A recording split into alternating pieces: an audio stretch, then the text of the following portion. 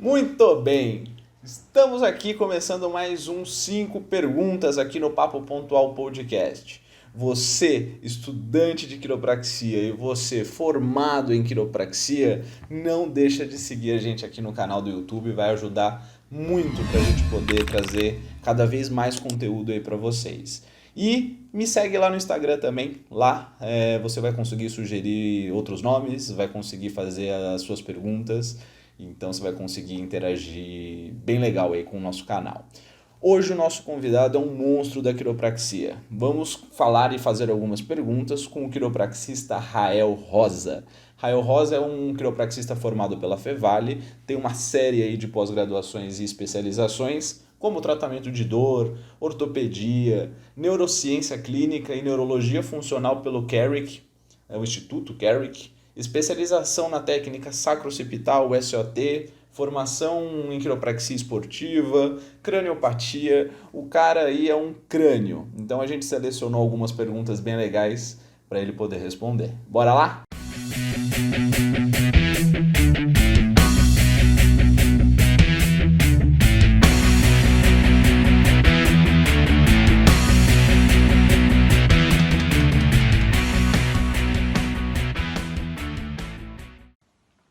Boa noite, pessoal, tudo bem? Eu sou o Rael e eu estou aqui para participar do Papo Pontual. Então hoje eu vou responder algumas perguntas que foram enviadas ao longo da semana, vai ser um aquecimento para o programa principal. Então vamos lá para a primeira pergunta. Primeira pergunta. Essa pergunta ela foi feita pela Lilian Saldanha, quiropraxista, que já participou aí do canal, e ela faz a seguinte pergunta: por que você escolheu parte neurológica da quiropraxia para poder trabalhar?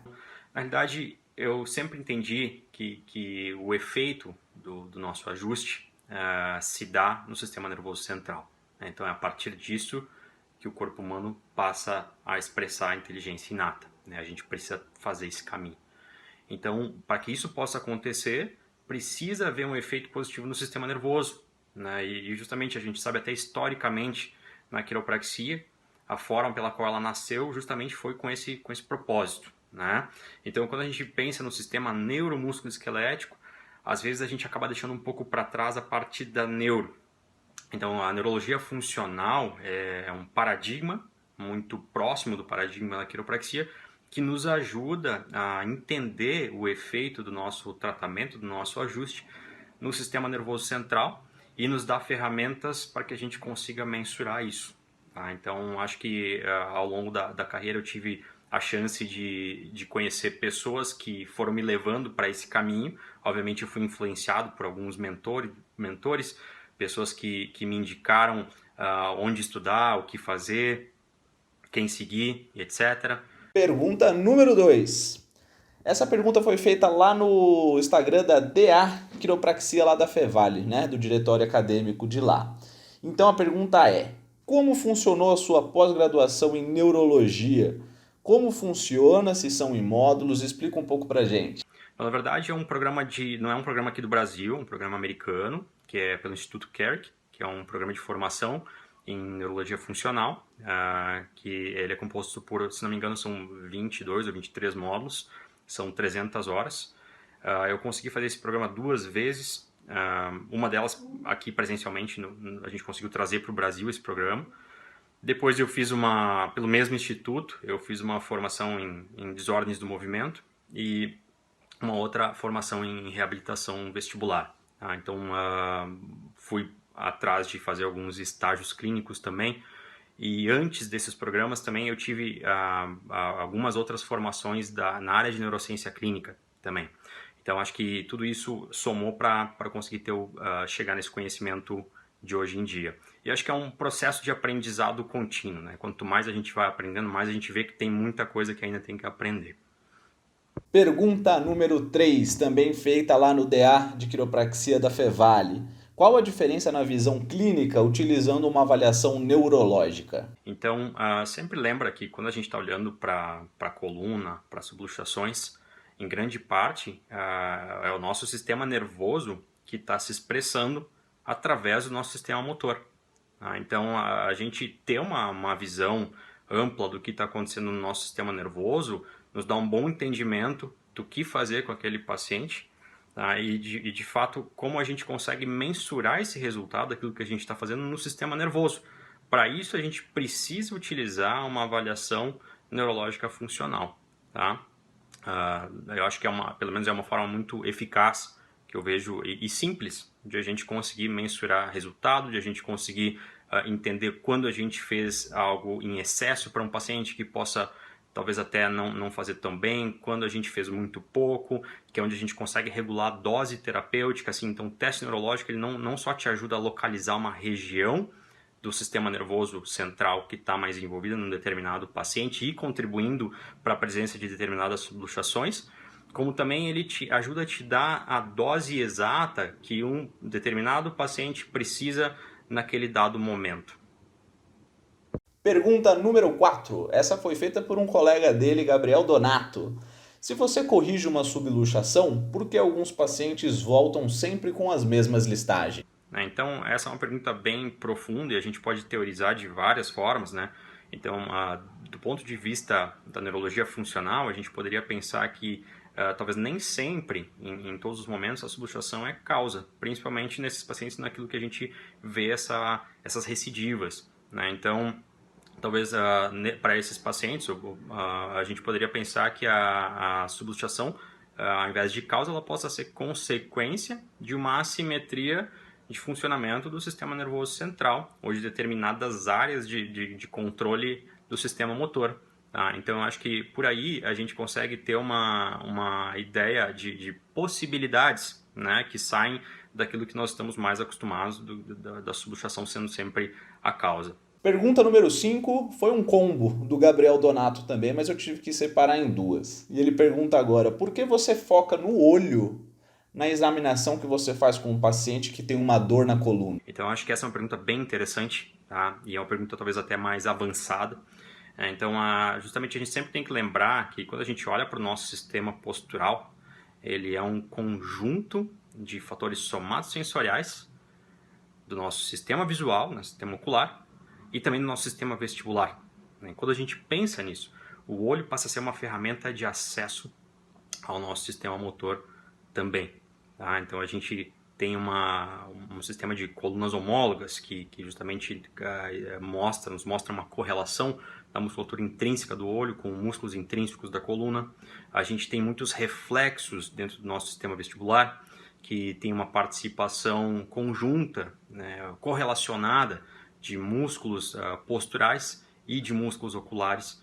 Então, um exemplo bem rápido, por exemplo, se a gente vê um espasmo de convergência de um olho sendo maior que o outro, a gente sabe que isso vai ter um efeito na musculatura suboccipital.